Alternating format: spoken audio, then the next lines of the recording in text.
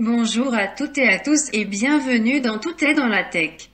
Aujourd'hui nous allons jeter un œil au framework ARRR, lancé en 2007 par Dave McClure, un célèbre investisseur du monde de la tech. Il a sorti cet outil car il lui permettait de juger la solidité d'une entreprise avant d'investir dans celle-ci. Le framework ARRR se décompose en 5 étapes qui représentent le parcours client, acquisition, activation, rétention, revenu, référal.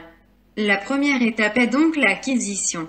À cette étape, vous devez présenter l'ensemble des canaux d'acquisition que vous allez utiliser pour faire rentrer des utilisateurs sur votre site internet ou votre application. Cela peut être du Facebook Ads, Google Ads, l'affiliation, etc. N'hésitez pas à lancer plusieurs campagnes d'acquisition en parallèle. Il vous suffira ensuite de vous focaliser sur celles qui vous rapportent le plus de clients. Votre KPI de décision peut notamment être le coût d'acquisition.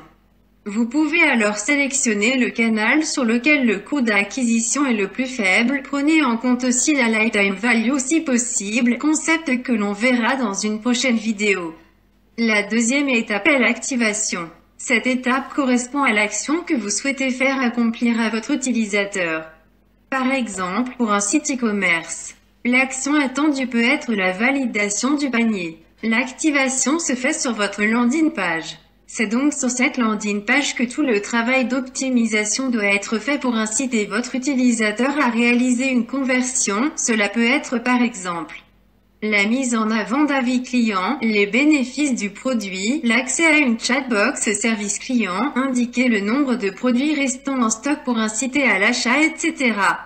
Les KPI clés pour cette étape sont notamment le nombre de conversions et le taux de conversion. La troisième étape est la rétention. Elle est le point clé sur lequel il faut se concentrer dans un business model. Attirer des clients qui ne reviennent pas, c'est pousser son business à la faillite. Cette étape rassemble l'ensemble des mécanismes qui permettent le retour de vos clients.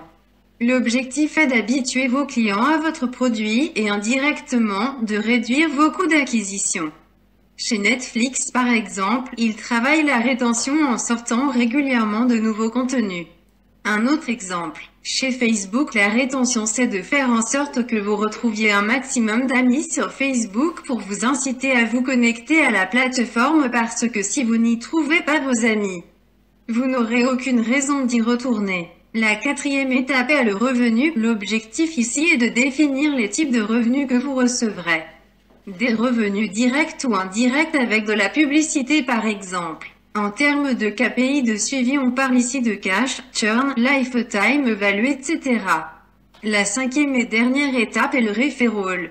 Cette partie comprend l'ensemble des mécanismes que vous allez enclencher pour inciter vos clients à parler de vous auprès de leurs proches.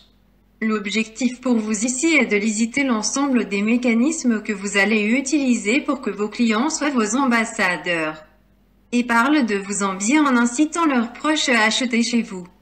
Cela concerne notamment les mécanismes de parrainage ou autres. Merci à vous. Si vous souhaitez nous soutenir, pensez à mettre un pouce levé si vous avez aimé cette vidéo et de vous abonner à la chaîne. À bientôt dans Tout est dans la tech.